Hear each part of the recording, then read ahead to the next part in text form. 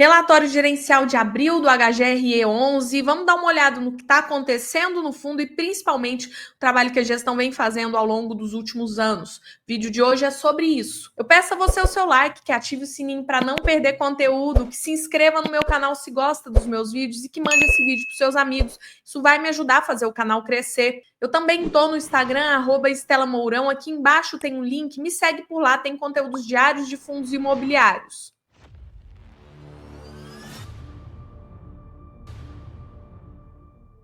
Como é a primeira vez dele no canal, vamos dar uma olhada no panorama geral e no histórico do fundo.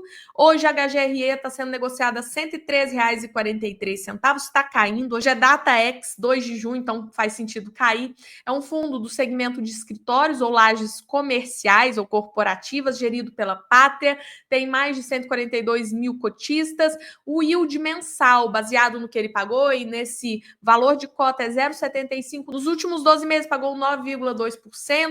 PVP de 0,73. É fundo de tijolo, a gente não deve olhar PVP para comprar, porque geralmente não reflete a realidade, tá? Não é uma maneira certa de precificar fundo de tijolo, ok? Mas definitivamente está barato pelo PVP, ok? É um fundo que tem liquidez boa, 1.280.000 de negócios diários, patrimônio líquido de 1.823 milhões de reais. O IPO foi em maio de 2008, então é um fundo bem antigo, é um fundo que tem aí 17 anos, né, já de histórico. Então, não é qualquer fundo que tem 17 anos hoje de histórico na bolsa. E nesses 17 anos, ele nunca deixou de pagar dividendos nenhum só mês. A vantagem dos fundos imobiliários, né? Renda recorrente, você sempre oxigenando sua carteira, você que é investidor, cai renda, reinveste, juros compostos trabalhando. E a gente vê que ele pagou os dividendos pela primeira vez em julho de 2008, R$ 1,13, aí depois caiu bem, ó, foi pagando ali em torno de 85 centavos, caiu mais depois, 70 centavos, e aí subiu, começou a pagar muito ali em 2012. Lages em 2012 estava voando, qualquer fundo que você pegar, JSRE mais antigo também, você vai ver que estava pagando muito. Então foi um período de ouro de Lages, né? Só quem começou a investir bem mais cedo pegou esse período. Para quem é como eu, né? Eu comecei em 2019, só pegou período de vacas magras, né? Mas nesse período aqui, ó, R$1,16, né? Por cota. Quem é mais antigo gosta muito de Lages por isso, viveu esse período de ouro aqui. Depois começa a cair a renda, ó, R$1,01 em 2016, 94 centavos em 2017, 80 centavos em 2018, 74 centavos em 2019, aí depois cai mais, 65 centavos, 67, 69 ali em 2021. Aí a renda vai para 78 centavos, ele fica pagando 78 centavos um bom período, ó, de maio de 2022 até janeiro de 2025 e depois sobe para 85 centavos, ou seja, né, nos últimos anos ele subiu a renda, além também dos não recorrentes de venda de imóvel. Ele é um fundo que tem como estratégia hoje a reciclagem de imóvel já há algum tempo, tá? Os últimos 5 anos ele vem reciclando a carteira dele, vendendo imóvel com lucro. E teremos não recorrente em julho também, ele já avisou isso, a gente já vai ver, né? Mas é um fundo que entregou renda todos os meses para o seu cotista. E nesses 17 anos e 4 dias em que paga renda, distribuiu 188,97 centavos. Ou seja, a gente tem aí desde o IPO uma rentabilidade só na renda de 188,97%.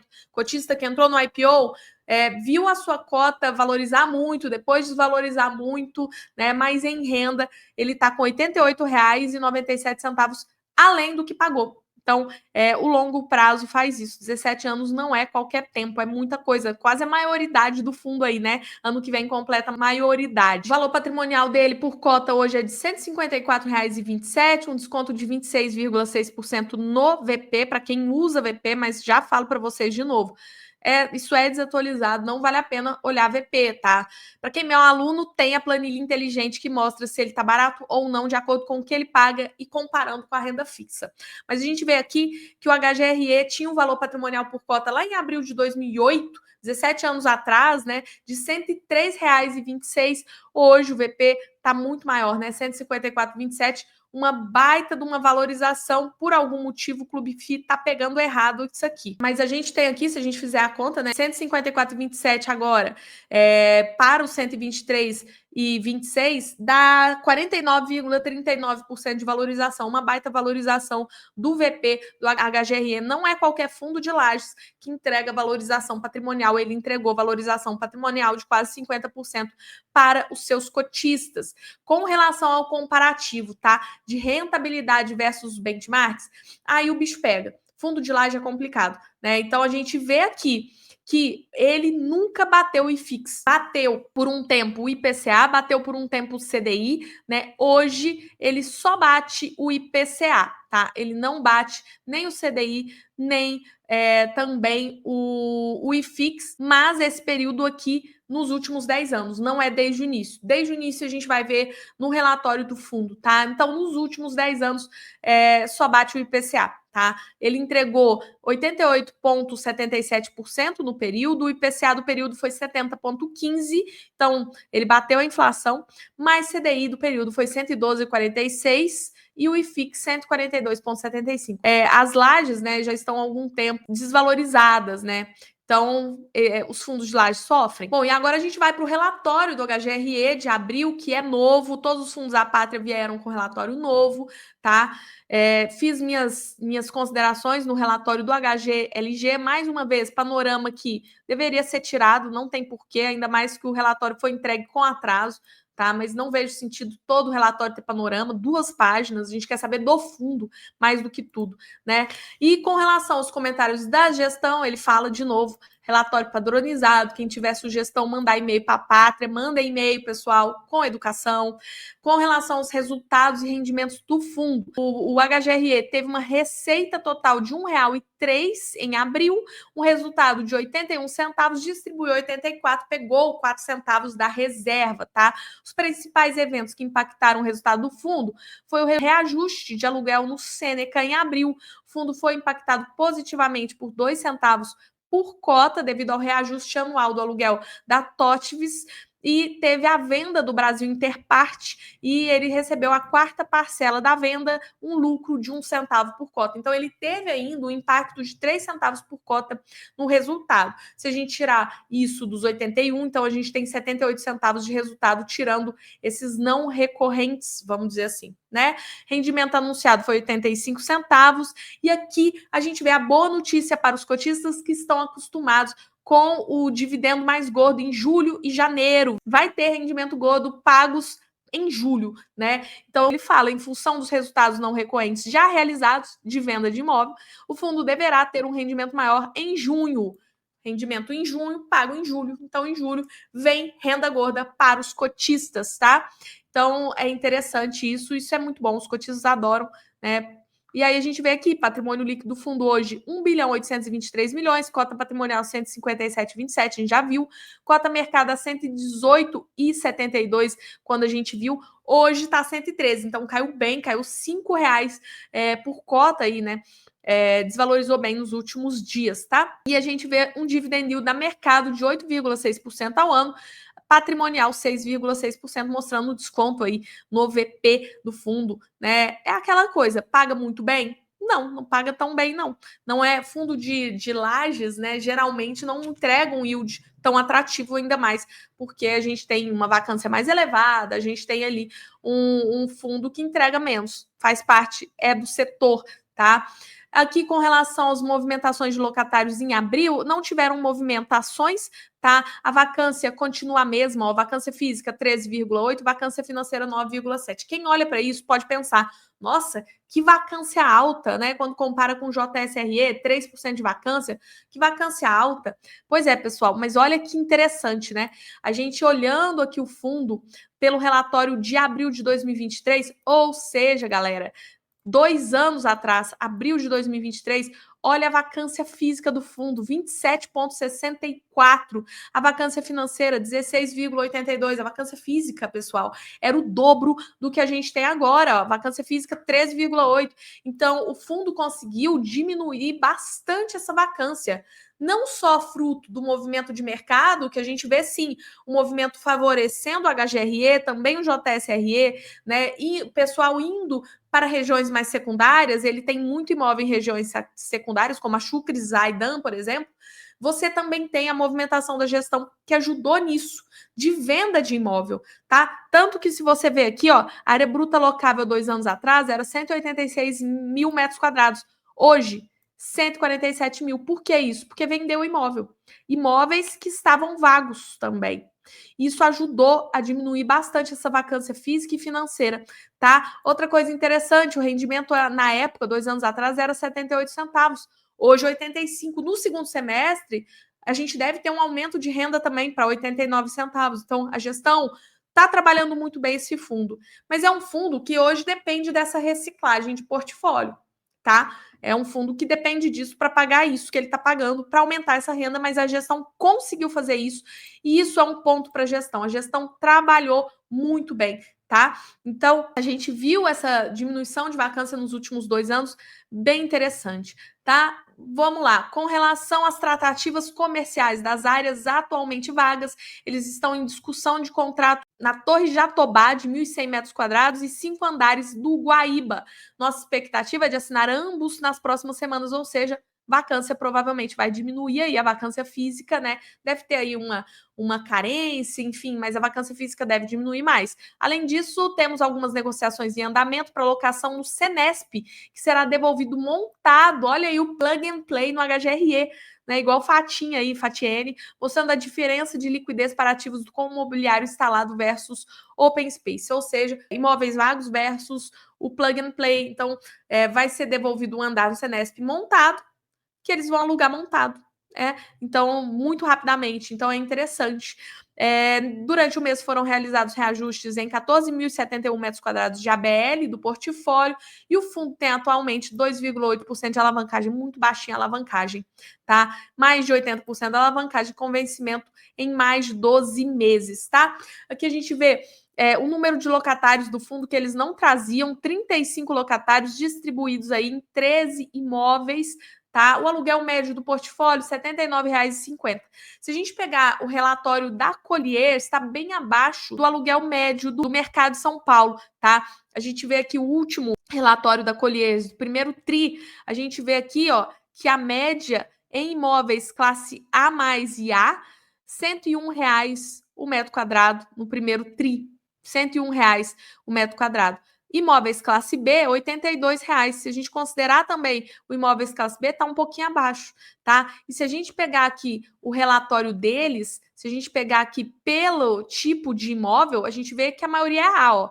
AAA, 42%, A, 50%. Então, a gente teria aí 92% A, pelo menos, tá? Então, o preço por metro quadrado do portfólio do HGRE está abaixo do mercado, tá? Até por isso, talvez, que ele esteja conseguindo diminuir a vacância, tá? São escolhas, né? Mas está conseguindo. O que é melhor? Um fundo que cresce a renda, está diminuindo a vacância, né? Abaixo, ou um PVBI, que a vacância vem aumentando, os cotistas estão mais cabreiros com o fundo, enfim, tá? São escolhas. Com relação a movimentações no portfólio, ele fala sobre as conclusões de vendas que já saíram fatos relevantes, né? A gente sabe que é um fundo que faz bastante reciclagem de portfólio, então ele vendeu aí Berrine One, né? Ele vendeu 27,4% da participação dele no Berrine One e 33,3% no edifício transatlântico.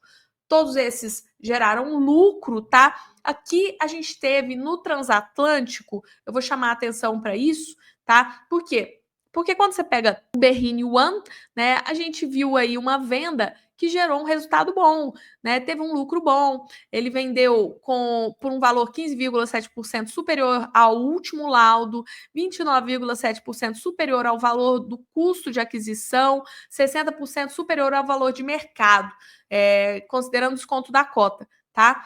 Então foi tranquilo. Agora, quando você pega o transatlântico, a venda já não foi tão boa, né? A gente vê aqui que a taxa interna de retorno foi de 5,1% ao ano, muito baixa, muito baixa. Mas por que isso aconteceu? Né? Por quê?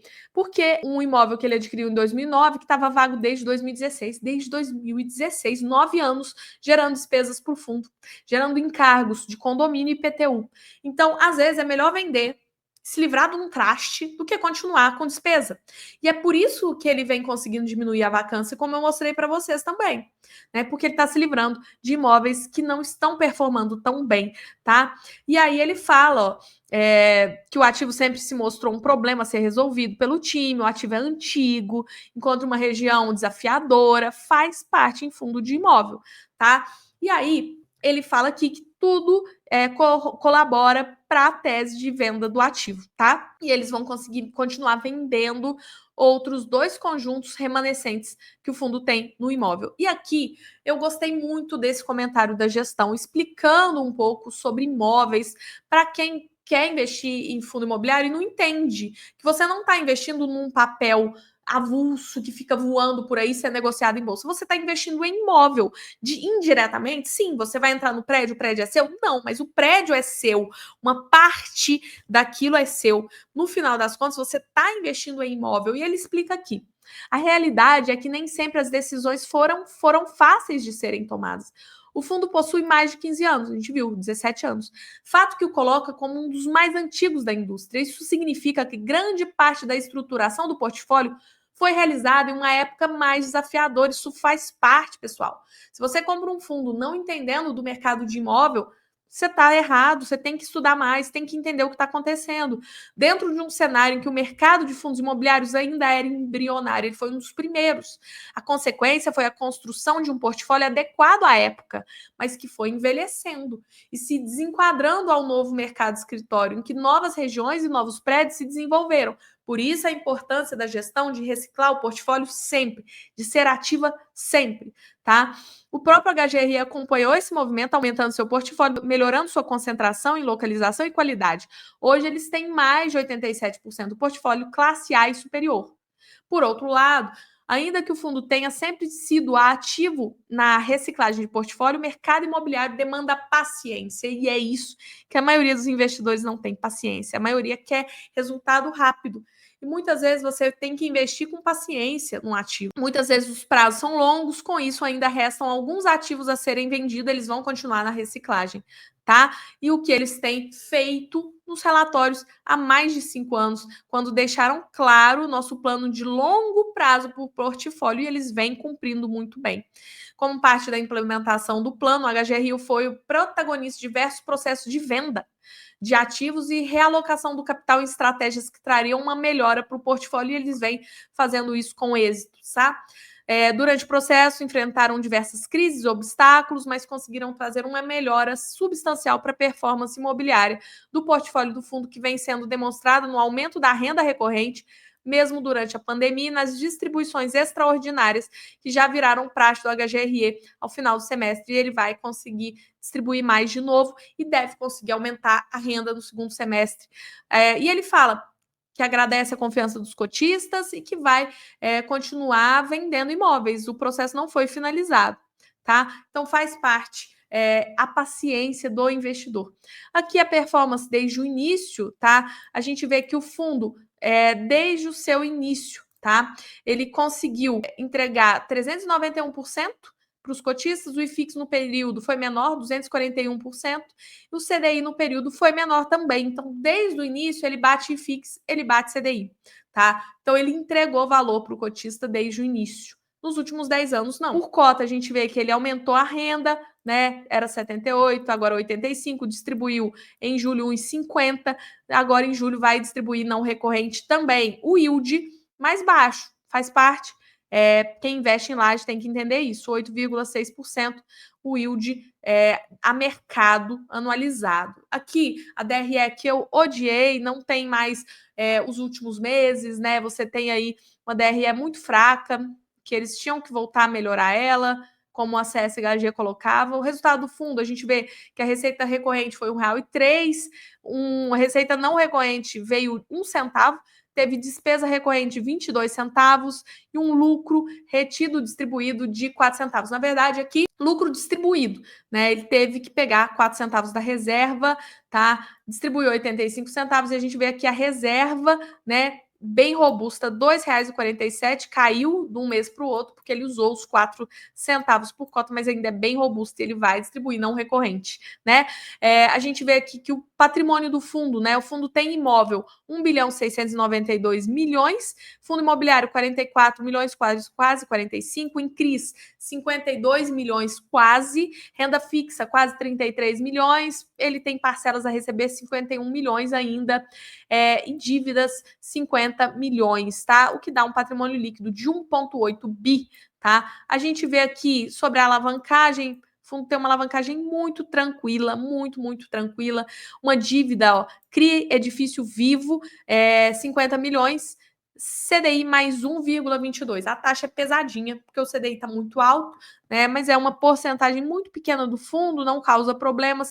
Ao longo dos anos, ele vai diminuir essa alavancagem, vai chegar a zero ali, ó, em 2029, tá? Em relação à amortização, ele está tranquilo com que ele tem caixa aí, não é um problema. Aqui os ativos, a gente vê que ele tem uma concentração na Chucre, 21,8%, Martiniano, 13% da receita, tá? Distribuição geográfica, 98%, está em São Paulo. Maior posição, são 13 ativos, 3 estados, mais de 147 mil de ABL, metros quadrados de ABL, né? A maior parte na Grande São Paulo, classificações entre A e AAA, 87% do VP do fundo, do patrimônio do fundo. Por locatário, a gente vê que tecnologia da informação TI é 29%, telecomunicação 22%, saúde 13%, agência de viagem 11%, são os segmentos dos locatários, tá? E por inquilino, ele tem concentração na Todvis, ó, 29% e na Vivo 22%. É importante entender isso. É um risco do investidor, né? Se essas empresas têm problemas maiores, é muita coisa do fundo, né? Muita coisa do fundo.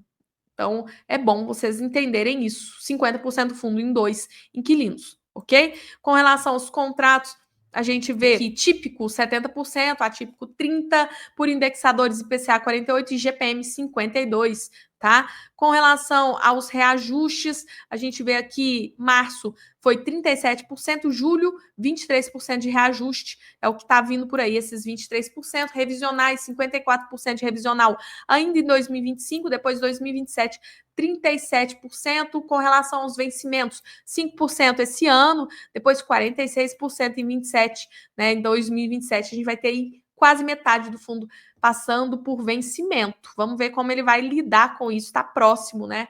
E com relação à vacância, a gente vê, como eu falei para vocês, que vai diminuindo em relação ao ano passado, ó, vacância física era 19%, agora 13%, então com 6% de queda aí.